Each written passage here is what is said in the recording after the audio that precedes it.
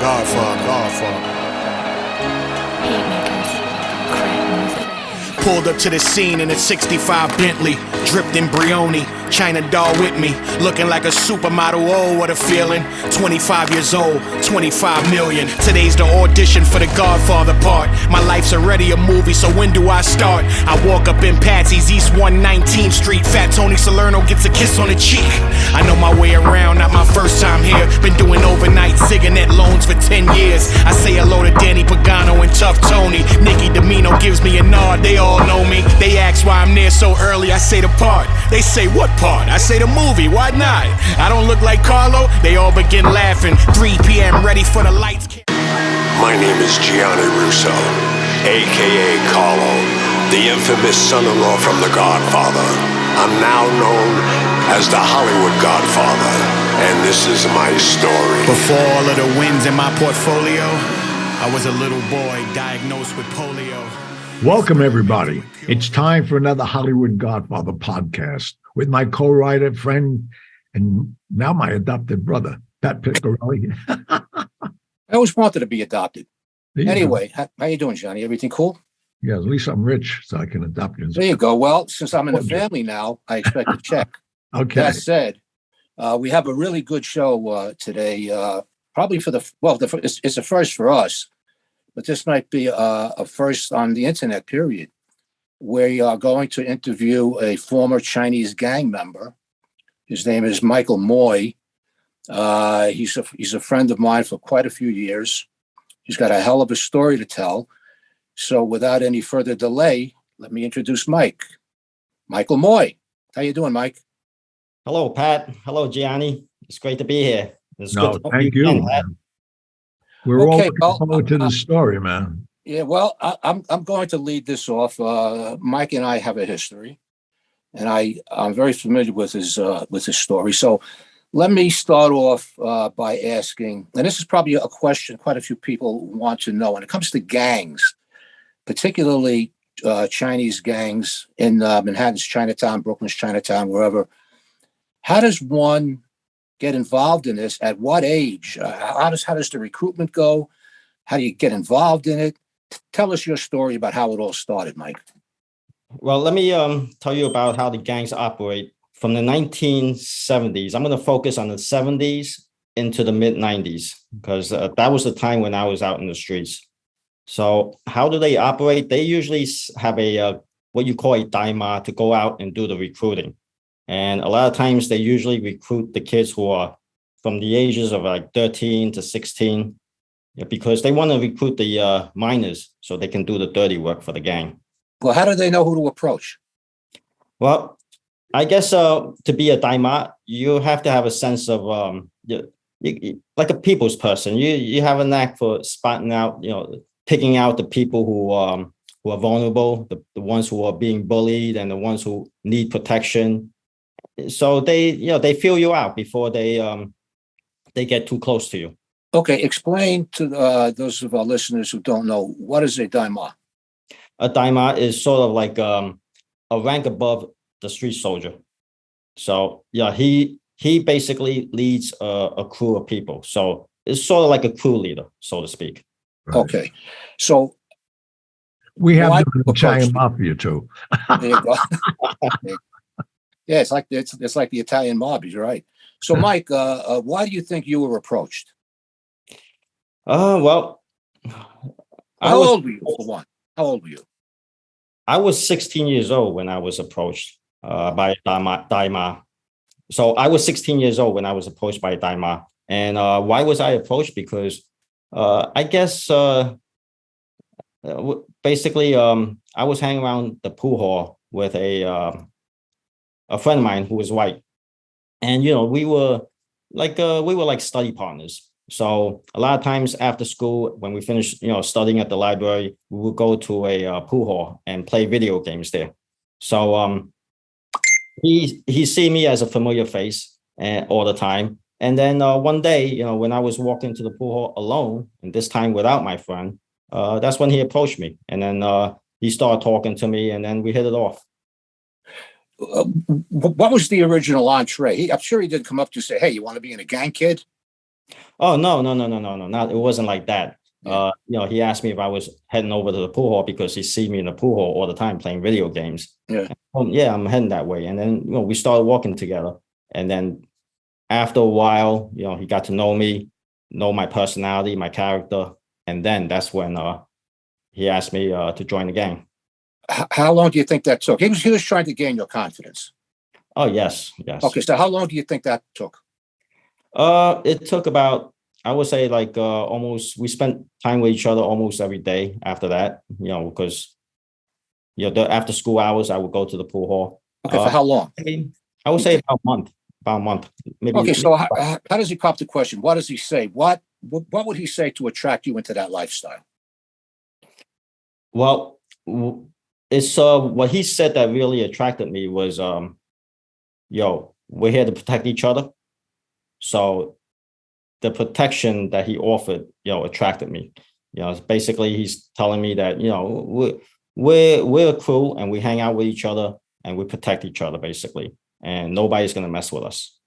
Okay. So at that time, I didn't even know what gang he was in, and I didn't even question it, because it wasn't. I felt it wasn't the right time. I felt it wasn't the right time, and I didn't know him well enough to question what gang he was in at that time, so I didn't question. So eventually, I got to meet the other members of the gang, and then once I got closer to them, that's when he revealed to me what gang he was in. But that was later on. It wasn't right away. We're talking about like at least a couple of months down the road. And what gang was that? One of the 7 major gangs in Chinatown, which I'm going to reveal at a later date. If you watch my YouTube channel, Chinatown Gang Histories on YouTube, yeah. If you watch my YouTube channel, yeah. Chinatown Gang Stories, yeah, you probably get a hint about what gang I was affiliated with. But at that time, there were 7 major gangs in Chinatown. And this was one of them. And this was one of them, yes. Okay, can I ask you a question as an audience? At what age were you when you just said you were? I was 16 years old when I joined the gang. Okay. I left at the age of around 24. And the reason you did it was what? Were you feeling insecure and bullied, or what was your reason? My reason of joining the gang was I was bullied in school. Okay. My parents took me out of Chinatown. I was born and raised in Chinatown up to around the age of 5, and then they took me out of Chinatown, take me away from the gangs, because there was a lot of shooting where I live on East Broadway. I mean, if you check the newspaper archives, you can see a lot of shootings over there during that time. Well, I was on Mulberry Street, so I was right there. Mulberry Canal, so I know what was going on, especially in the 70s. My God. Yeah, so they took me out of Chinatown, and we moved to Brooklyn, and I was the only Chinese kid, Asian kid in my class throughout most of those years, all the way up until high school. And during that time, there were very few Asians, and I was bullied. I mean, the stories I have with the bullying that I went through, it really shaped me to the person who I am today. So okay, so you decide to do this, obviously, or apparently, or you should have kept it a secret. Your parents had no idea, I'm assuming, what you're doing, right? My parents have no idea, because my parents were always working. I mean, they were like working like basically 7 days a week, and they were like absentee parents. We were like, what parents, Yeah. Okay, so here you are. You're in. What do you do? I mean, you have to lend support to the gang. I mean, what did they have you doing at the start initially? Oh, in the beginning, when I was a teenager. Yeah. As a teenager, we would do extortion, because the extortion are left for the street soldiers. That's how we feed ourselves. The extortion. We do robberies, a lot of street robberies. Give us an example. Who are you extorting? The restaurants. During the holidays, we would head over to the restaurants and collect money from the restaurants. And these are Asian restaurants. Yes, Chinese restaurants. This was similar to the Black Hand with the Italians. The Italians extorted their own. Yes. So what we would do is we would hit all the Chinese restaurants in Brooklyn, all over Brooklyn, because what happened is we have a faction in Chinatown at that time. So sometimes we'll go to Chinatown and meet up with them and also do the extortion over there.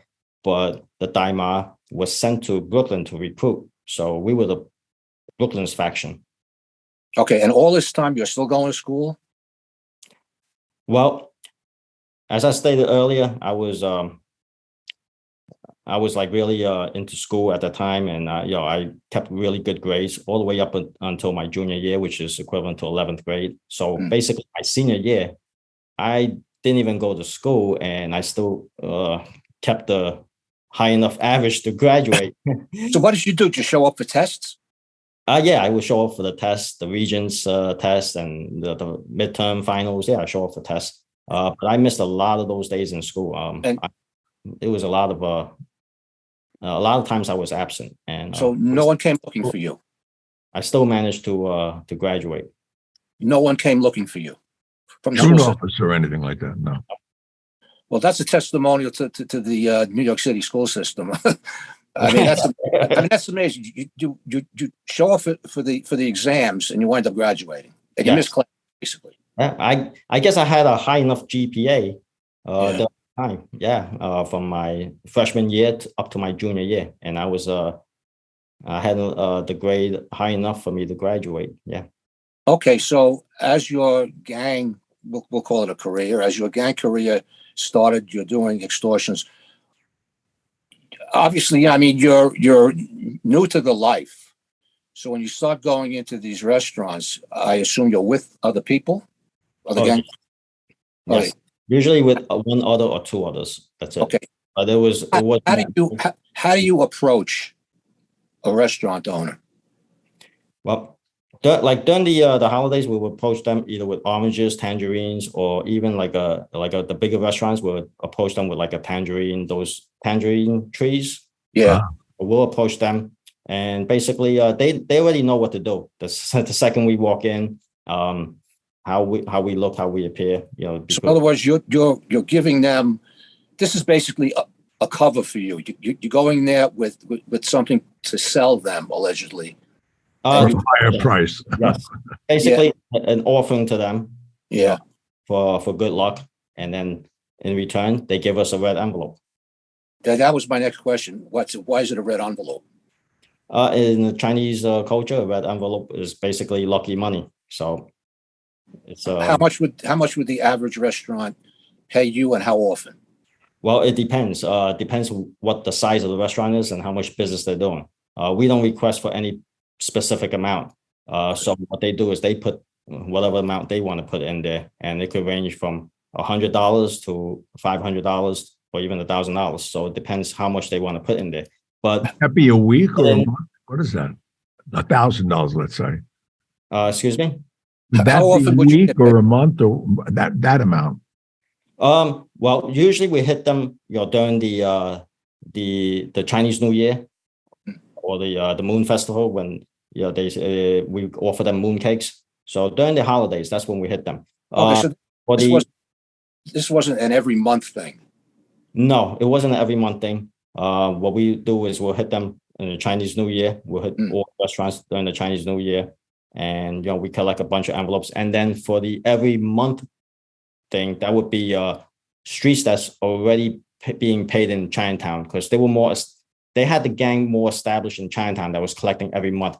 We were the new faction in Brooklyn, so we didn't get to collect every month from any sort of, because they didn't have a Chinatown in Brooklyn back then. It was all spread out. It was on Avenue, when they started on Avenue U. That's when we started, collecting. Would you ever experience any resistance? Oh, yes. Some of my friends. What about that? Yeah, some of sometimes trouble happens when we feel disrespected. Let's say there's not enough money in the envelope, or they talk back to us. That's when we feel disrespected. That's when the trouble comes. So that a friend of mine, in our crew, got arrested for that, and and he got caught. Him and another friend got caught and spent his time in Rikers. It's on my channel. We talk about that incident. Yeah. What do you do? I picture you being chased out with a cleaver like we see in the movies, yelling at you. I mean, what it happened. It happened to me one time, but I'm not going to talk about that now. Maybe one day I'll give all the details, about that. Okay, so extortions weren't the It's only. very rare. Let's put it this way: it's very rare that we get any sort of resistance. Very rare. So I mean, They're very passive, I think. I know a lot of them being from, I go over onto Mott. Once they crossed canal, we were together all the time down there. So Pat, you grew up down there too. Yeah, I grew up. In fact, I went to a school. It was Mike probably knows the Transfiguration. You know it, Mike? Yes. Okay. I was like 8 years old before I realized I wasn't Chinese. You're very familiar with Chinatown. I mean, in fact, I had a very good friend and his family. When we moved to Queens, they bought the house next door to us in Jackson Heights. I mean, I was very friendly with quite a few Asian families down there. So I know how it works. So the questions I'm asking you is obviously for our subscribers. So they shake down. Remember back then it was only one Chinatown. It was just Manhattan. Yeah. I know. Yeah. Now there's Brooklyn Chinatown. There's Flushing, Queens. I mean, it's expanded quite a lot. So you aren't only doing extortions. You mentioned robberies. Who are you sticking up? Who was sticking up? Everybody in the streets. People coming in and out of the gambling houses. People coming in and out of the prostitution houses. The customers. Any commercial robberies or just people? Let's see. As far as commercial robberies, not off the top of my head, but we rob people in the streets. At 16 years old, we were robbing people in the streets. But basically Chinese people, your own people? Not only Chinese. I'm asking. That's why I want to know. Yeah. No, I'm like an audience. I do this a lot just because I'm thinking what my audience is listening for coming from you now. Yeah. What question would they ask? I think out of curiosity, I was thinking if it was just Chinese people or tourists too. No, not only Chinese. Okay. What are you? So you're 16, 17 years old. You're carrying a gun 24/7? Yeah, a 38 revolver. Okay. Now, for the people who aren't aware, there's a lot of friction between gangs. So you aren't only carrying this revolver to commit crimes. You're doing it for self-protection and survival. That also, yes. Okay. So what kind of interaction, for lack of another word, did you have with the gangs in your area, and what kind of problems did you have with them? And I know a couple of instances where it got pretty treacherous. So explain to the audience what I'm asking here. Well, as far as the other Asian gangs, we had problems with them in New York City's Chinatown because that's where they were based at. What kind of problem? Yeah, so remember the time we're talking about is back in 1986, and there was only one Chinatown. And the Dai Lo sent the Dai Ma out here to do recruiting so we could form a gang over here, a crew out here in Brooklyn. All right, so he also sent a Dai Ma to Queens as well. So they were trying to do recruiting in Queens and Brooklyn. So in Brooklyn, there weren't too many Asians. So the friction we ran into were the white kids, the white gangs. Okay. So there were a few incidents where we got into a fight with them, shooting, also with the Hispanic gangs. So one of your good friends, I remember you telling me, got shot or killed. I was killed, right? Oh yes, there was there was a crew of white kids on Kings Highway. They usually bully the other kids, the other minorities. So a lot of us got bullied by them. And what happened was one of the guys in my crew, He got beat up really bad by them. They jumped him. They caught him alone, and they jumped him, and he was beaten pretty bad, like really bad, to a point where you couldn't even recognize him. So what happened is they started bullying his younger brother, who's also in our crew. They caught him alone, and I believe there was 3 of them who jumped him, beat him up, and the kid in my crew wound up shooting one of them and killing them. And he wound up doing over 20 years in prison for that. So that's an example of the danger. My God. What? Okay, so you're relatively young, and I'm assuming that you're doing well financially.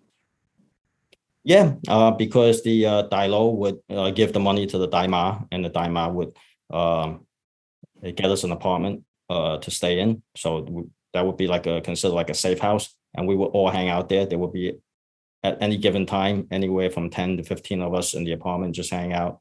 Then the entertainment and the food, the Dailo would give the money to the Daima to take us out. Yeah, and then you also get to keep ourselves. You also made some pretty good investments at a young age. Your businesses.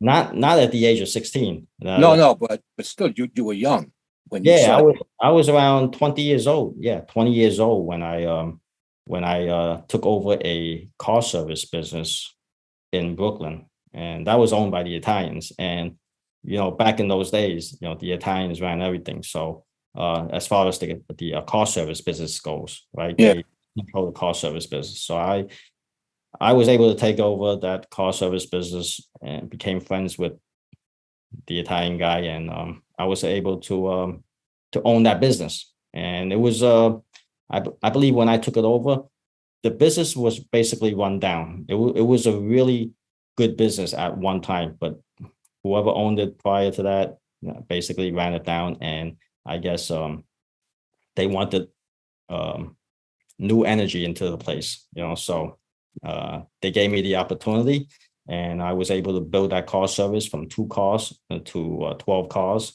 It was a 24/7 hour, 24-hour, 7 days a week operation. Well, that's impressive. You're only 20 years old. I mean, yeah, you made your business. Yeah, I was 20 years old, and that business, I expanded that business, and then later on, I opened up at the age of 21, 22. I opened up several retail businesses, one on Flatbush and Nostrand at the junction, one on Avenue U, which is Avenue U is Chinatown now. Yeah. And also one on 8th Avenue in Sunset Park, which is also a Chinatown. So I had 3 retail businesses, and then I opened a pool hall at the junction, a 6,000 square foot pool hall. Wow. Nostrand Avenue. And several businesses at one time during my early 20s. Yeah. You were using the pool hall as a headquarters also.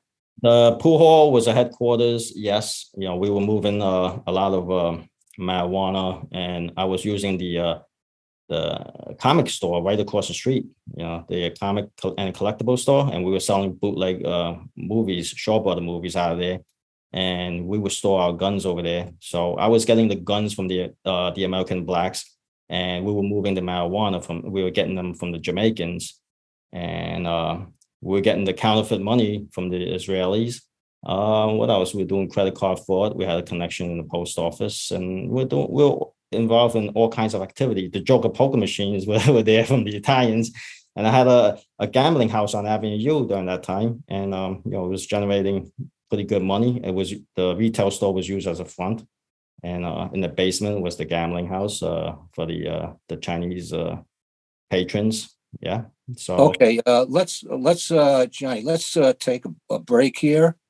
This isn't going to be a usual commercial. Pay attention to what's coming up, folks. Don't decide to take a walk Don't leave the room. We got cameras in your house. You're going to be right. Yeah, pay attention to what we're going to say. So we're going to a commercial right now. Be right back.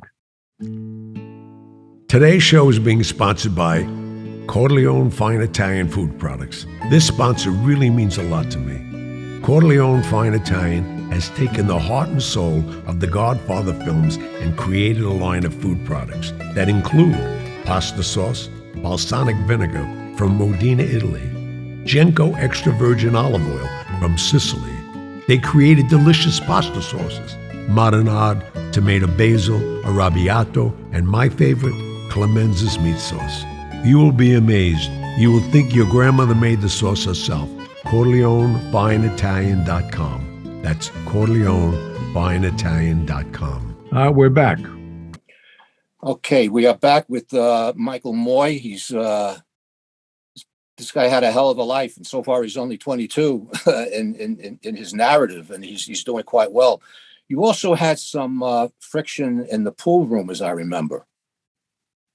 The friction in the pool, there was a couple of shots fired, and then, but not really, because we had what friction are we talking about? I think I mentioned it to you. Yeah, somebody came in there. A couple of guys came in and wanted to muscle you, and oh yes, yeah. They wanted to do drugs in there. Yeah. Once the pool hall opened up, the blacks started moving in, and they basically took over a corner at the table. They took over a corner table, and they wanted to sling drugs in there, like cocaine and stuff. So we took care of business.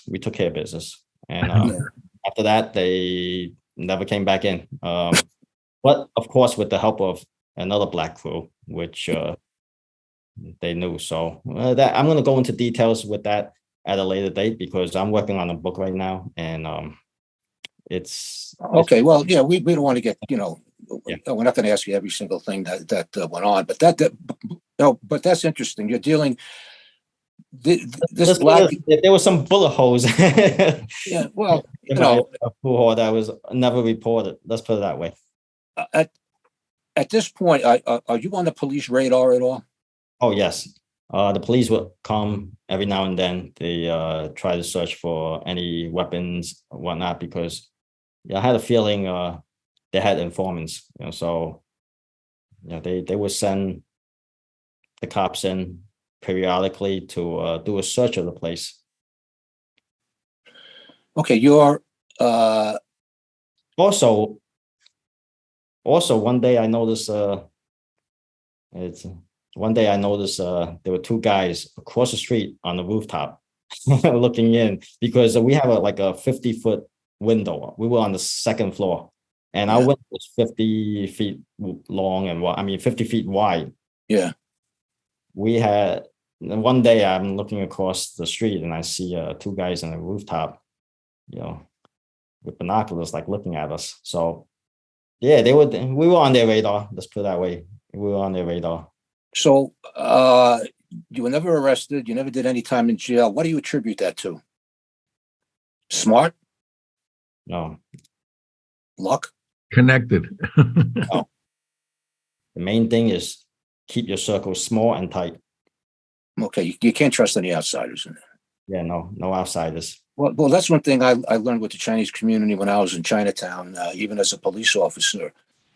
Back then, I don't know how it is now, but during the 60s, 70s, and 80s, even though Chinese people that weren't in gangs were the victims of crimes, nobody was talking. Let's put it this way. I kept my circle very tight, and I think I have a pretty good judgment of character, and I only deal with my inner circle, and I don't deal with the new guys, the little guys, anybody that's below us, that's the newcomer. I will only stick with the people that, just a handful of people that I deal with, and that's it. Okay, so now let's put you at about 22 years old. You got your businesses operating, all the legal things are going on. This takes time. What are your parents thinking about this time? As I stated before, I mean, they never got any inkling that you were in a gang. You know what? When I was 16 years old and I was rarely home, I guess that's when I had a fallout with my parents, because now that I'm not home, they want to know what I'm doing. So they were worried. Of course, they were worried. Now I understand. Me being a parent myself, I understand. Why they were worried, and they would follow me. They would try to follow me, and without me knowing, and I didn't even know they were following me. So they knew basically what you were doing. yeah, they were trying to snoop, into my Yeah. business. But there's really nothing they can do, because at that time there was nothing they can do to stop me from what I was doing. But as you were saying earlier too, you moved out already. You were staying in an apartment that was provided to you. Yeah, there was an apartment that was provided for me, so I would come home periodically. Okay.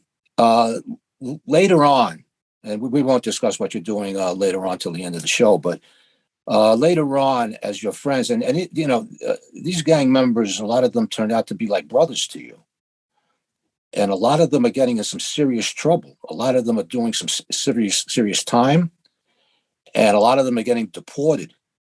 You took it upon yourself to travel around the world, visiting these guys, helping them, giving them money, maintaining your friendship with them when you really didn't have to do that. There's a story about you going to South America to visit one of your gang members' friends that got caught and was deported. You want to share any of that without mentioning any names? Yeah, he's an associate. He wasn't Oh. part. He was an associate, and he was very close to me. We've done a lot of things together, and there's a certain bond over there. So I go there to visit him quite often. I also go visit my other former gang mates who got deported to Cambodia, Hong Kong, and all the different countries. So yeah, we've done things together, and When you were doing that, though, were you ever stopped at customs? They knew what you were doing, obviously, and these people are being watched. Not these other countries, they weren't. no, they already served their time. Watching Yeah. him, he's being watched. No, they served their time already, so they're Yeah. not Yeah, being. Oh, I'm talking about you leaving this country and going to. It's on your passport. You were using a passport, I think. Oh yeah, so I go for a vacation. Who's gonna watch where I'm going for a vacation? One Okay. thing that I know Nothing about that life anyway. yeah, one thing I know about Mike Gianni is in many aspects, and we'll talk about this at the very end of the show, he led a charmed life. And I think Mike will agree with that. As far as traveling to other countries, one of the reasons you went there was to support your friends who had done time. I'm not now living in these foreign countries, living the lifestyle they did when they were in the gang. You helped these people out financially, even long after they were no longer gang members, correct? Yes, and you know what? Some of the things we did together, I mean, I could have been arrested too. No, I mean, see, you're talking to a guy that I don't know what you know about me. I've been told to stay away from certain people by all kinds of authority, and they threatened to take my license away for consorting with them. So, I mean, I was pretty successful early on, and I was in a gray area for a long time, which Pat wrote about in our first book.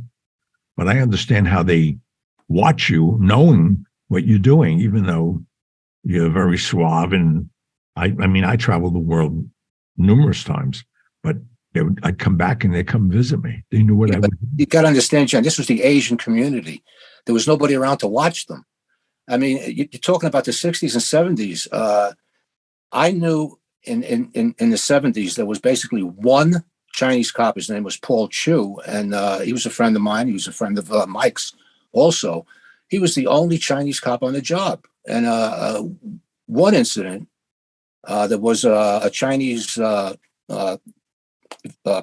violin player. He was coming in. This is when President Nixon opened up Red China for diplomatic relations in the early 70s. And part of that was exchanging culture. And this guy comes over, lands at LaGuardia. Somebody steals his Stradivarius violin, which is worth millions of dollars. And they didn't want to turn this into an international incident. They wanted to keep it away from the media. So they bring this guy who didn't speak a word of English over to the 110 precinct where I was. Every boss imaginable came out of their little cubby holes and wound up in the 110. There was representatives from the mayor's office there. And this guy couldn't speak English, and certainly these cops couldn't speak Chinese. So they said, do we have any Chinese cops in the job? And they came up with this guy, Paul Chu, who was a great guy, had a great sense of humor, and it plays into the story. He was working in the 112 precinct in the Forest Hills, and somebody said, Paul Chu, Chinese. So they, just to show you, that there's racism everywhere, and they just automatically assumed that since Paul was Chinese, that he spoke Chinese. So licensed sirens, they go to the Forest Hills precinct, the 112, and they snatch Paul off of his footpost, wherever he was, and they bring him back to the 110 licensed sirens, and they want him to talk to this guy, the victim, to get the story straight and to help him recover his violin. So they asked Paul, I mean, you got to picture the scene, all these politicians and stars on cops' shoulders, and, you know, you get blinded by the stars, you know. They come in and they're waiting for Paul Chu. Paul arrives and they said, Officer Chu, ask this gentleman what happened. So Paul turns around and looks at him and says, in English, what happened? The guy didn't speak Chinese. And, you know, they just automatically assumed. So when you ask the question, you know, who was following you, who was keeping their eyes on you, nobody was. Because there was nobody, there was very little intelligence. And I think Mike will support me on this, particularly in the 70s and 80s, and even before that, on Chinese organized crime. There just wasn't any, because nobody talked. So in Mike's position, he can travel anywhere. He's a tourist going on vacation. Nobody cares. Also, I want to add that once they served their time in prison and they got deported, they never went back to a life of crime. So who's going to be watching them? Nobody. They already know. I mean, plus they're overseas. They already know. They already did their time. They served their time. They're no longer about that life anymore. They left the life, and they're just trying to make it, to survive legitimately, legally.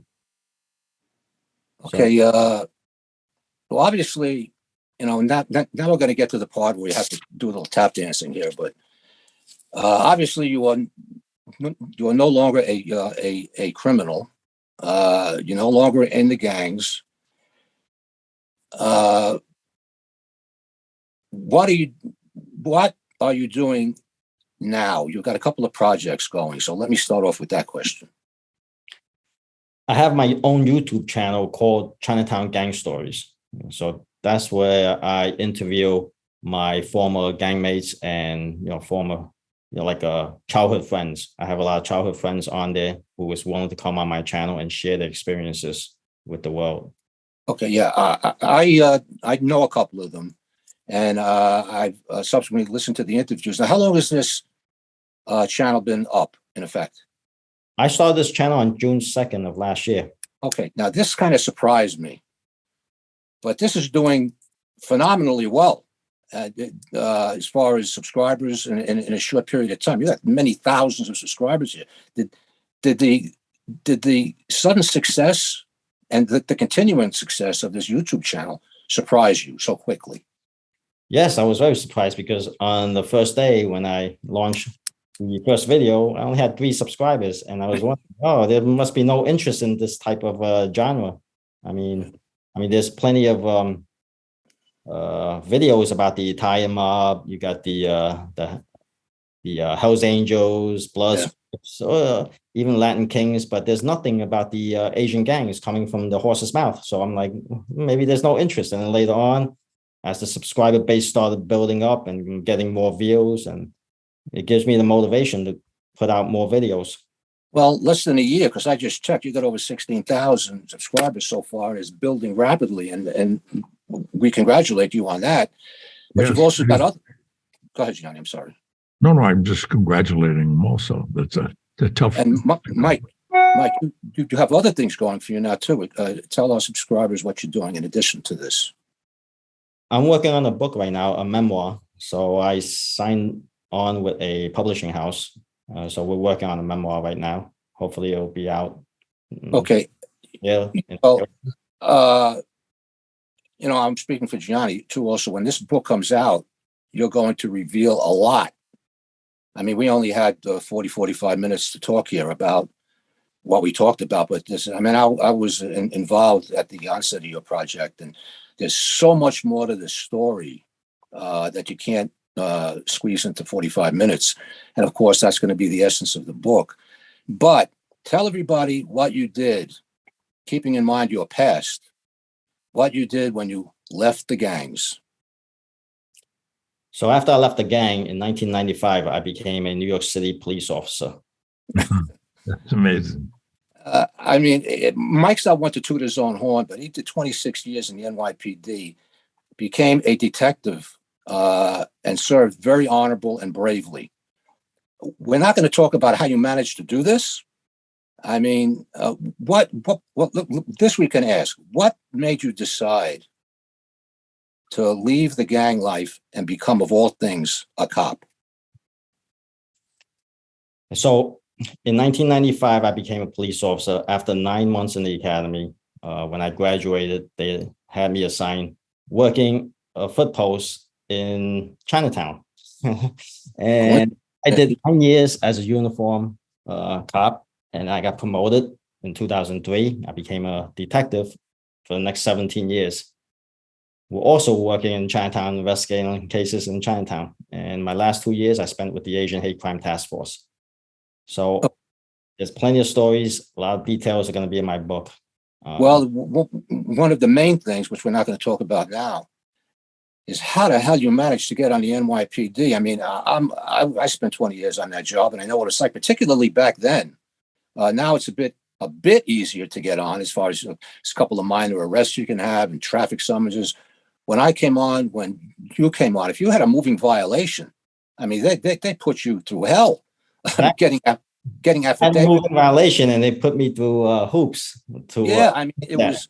I mean, you know, how you managed to get on the NYPD and serve with so much distinction is a story that's going to be told in your book. And if for no other reason, you should buy the book just to hear how he managed to do this without breaking any laws, without breaking any rules. He got on the job, and he was never called out about it. That's a testimonial, one, to have you even think of doing that. And one of the reasons, and you and I spoke about this a few years ago, is because to be a police officer, you ran into a cop by the name of Stephen McDonald. Yes.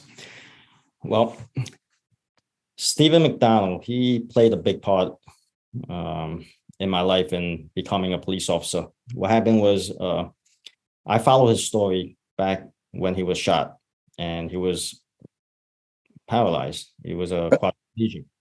And every article that came out in the news, I would read about it.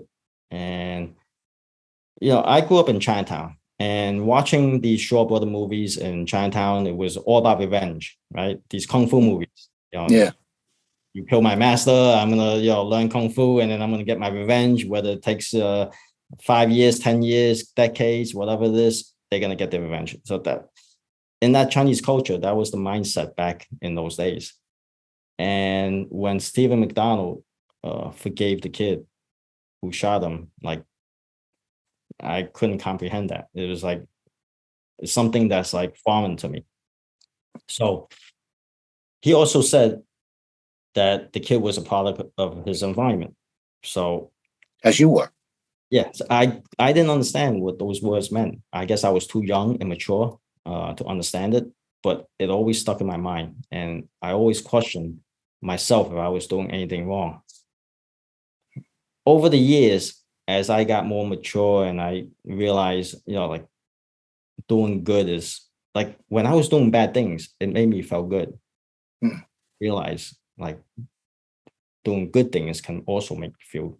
So you didn't believe that there were actually people like Stephen McDonald in the world. Yeah, exactly. Like, he basically opened my eyes to a whole new world about forgiveness and, just self-reflection. Like, what am I doing with my life? Am I maybe stuck in this environment that I can't get out of?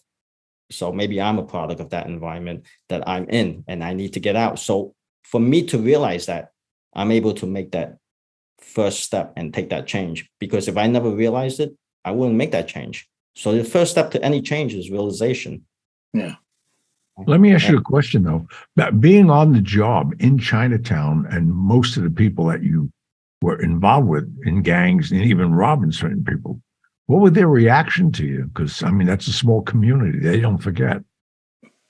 Their reaction? I guess they fear. I mean, when you have a gun pointed at you, you're going to be focused on the gun, the barrel of the gun. You're not going to be looking at the person having a conversation. Like, fear. Yeah. I mean, it's not like we're robbing little ladies or, we're robbing, people going in the gambling houses, coming out from prostitution houses. Well, you and I discussed a couple of things about after you graduating from the academy. You're in uniform, working near to where you were a gangster, basically. But we don't want to get into it because that's going to be part of your story. But what the audience isn't hearing is your reaction to those confrontations, other things that happened to you on the job later in life. But what's impressive is the effect. Let's put it this way. Steve McDonald not only had an effect on you, Steve McDonald had an effect on the world. This guy became an ambassador for the NYPD and fairness and love and giving throughout the world. This guy traveled throughout the world in a wheelchair as a quad. The only thing he could move was his head. Yes. And he was if they ever make a cop a saint, it's going to be Stephen McDonald. I mean, this guy was amazing. I saw him speak many times. He passed away about 3 years ago, and he died still fighting for justice and fairness and love. The guy was amazing. His son is a police officer. I believe he's a sergeant now. He's quite a guy, and if it wasn't for him, you and I and Gianni would not be having this conversation now. You'd either be doing life or dead. Exactly. Well, we're looking forward to this book. You also you want to talk a little bit about the documentary that is in the works? Nothing's on paper yet. I mean, I'm getting some producers, directors calling me, emailing me, and the agent is handling all that right now. Okay. So you have a very bright future, and we thank you very much for coming on the show. Trust me, this is the first anywhere. But what I'd like to do, though, is invite you once the book and you can talk about it. And if we could help you promote it, we'd love to have you back. Great Absolutely. story. Great history. So, There's a lot of Mike, people to cover. Mike, thank you very much for being on the show, and you and I will be in touch. Thank you, Pat. Thank you, Gianni. Thank you.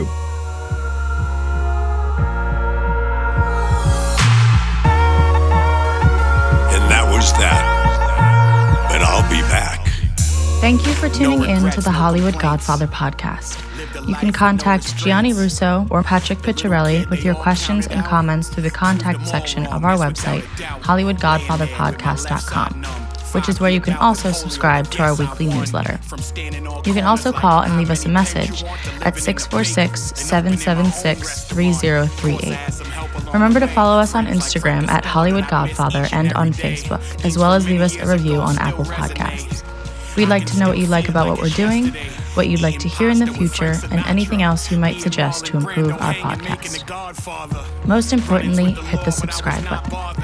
We'll be back next week with stories of the mob and Hollywood, as well as answers to your messages. Good night. My kids still can't believe I sat with a saint. My life's like scenes out of a movie. I'm the Hollywood Godfather, truly. I got stories with them all. You know, celebrities, world leaders, icons. Who knows what's next for me? I'll never get too old to have a little fun. Come on, I'm Gianni Russo, a genuine one of a kind. What a ride it's been, this life of mine. And I ain't done yet. I'll be back. Until next time. And that was that.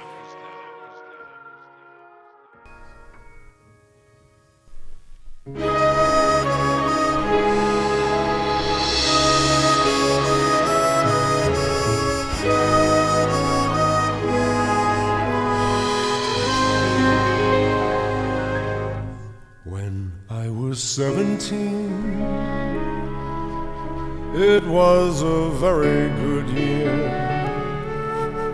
It was a very good year for small town girls and soft summer nights.